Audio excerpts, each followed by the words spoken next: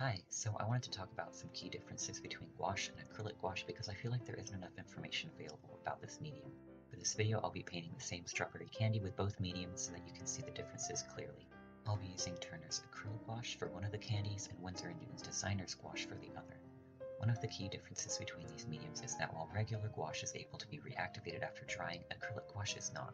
So you can store gouache in pan palettes like watercolors, but acrylic gouache has to be used straight from the tube.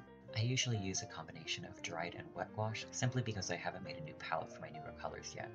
As you can see, I use a lot of makeshift materials for my art supplies. I like to use old eyeshadow palettes to hold my designer's gouache, and I use Tupperware containers for a mixing palette and water cup. So one of the main reasons why I like using gouache is because it's designed to be an opaque watercolor, which allows it to have the thicker qualities of paints like acrylics while still being able to reactivate and blend after drying. The way I'm using the gouache here is watered down a bit so that I can see the sketch underneath, but the paint can actually be significantly more opaque than this. After putting down the initial layer of color, gouache is great for layering down darker shadows on top of your base. The thicker, more opaque mixes of gouache can easily cover up pencil as well as darker ink. The key difference between the reactivation properties of gouache and acrylic gouache is that gouache is much easier to blend.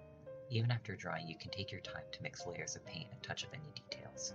If you try blending with acrylic gouache, it feels like a race against time to get your paint blended smoothly before the paint dries permanently. A great benefit that you can get from using gouache instead of watercolors is the vibrancy in the color. Most watercolors, because they can't reach the same amount of opacity as gouache, won't be able to put as much pigment down on the paper as gouache can. For pieces like the one I'm working on here, the highly pigmented red is necessary to achieve the look that I want. One thing to be careful of when using gouache is that because the paint can be reactivated, it can be easy to have the colors blend together. If you've used watercolors before, you've probably already been familiar with this. Just because gouache is opaque, don't assume that you'll be able to easily fix huge mistakes. If you try to cover up one color with another, it's likely that the two will end up blending together. Have a plan set in advance to avoid this and you'll probably be fine. Gouache is really great for finishing touches like this. For the final step in this painting, I'm just going to come in with a thick yellow and dot it on top of the red. Unlike watercolors, I don't have to worry about leaving spaces for this yellow when I'm painting the red, because the yellow is thick enough to completely block out the pigment underneath. Because I'm simply dabbing the paint onto the paper, I also don't have to worry about my brush picking up and blending the red already on the paper into the yellow that I'm using. So now that I'm done with this one, it's time for the acrylic gouache. First of all, a side effect to acrylic gouache not being able to be reactivated after drying is that it sticks really easily to your palette. To avoid this, you can use palette paper or even just parchment paper instead of a plastic or ceramic palette. Okay, so right off you can already see that the acrylic gouache is much thicker than the designer's gouache I was using before. It's a very noticeable difference when applying the medium because it's a lot creamier. I found that regular gouache feels a lot more like watercolor. I personally prefer the more solid, flat application of acrylic gouache. When I paint with acrylic gouache, I tend to have it be more opaque and paint around the details and shadows so that I can go over them later. Unlike regular gouache, acrylic gouache won't have a watercolor look to it when dry, so if you leave it watery and translucent, it will end up looking streaky.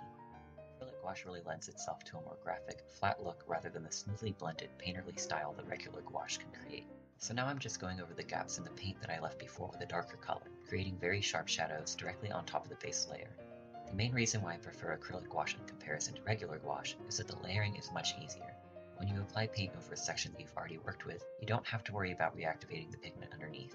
This makes it a lot easier to fix mistakes, get crisp lines, and add extra details on top. So now that I'm done with both paintings, I'm going to go back over to my original color swatches.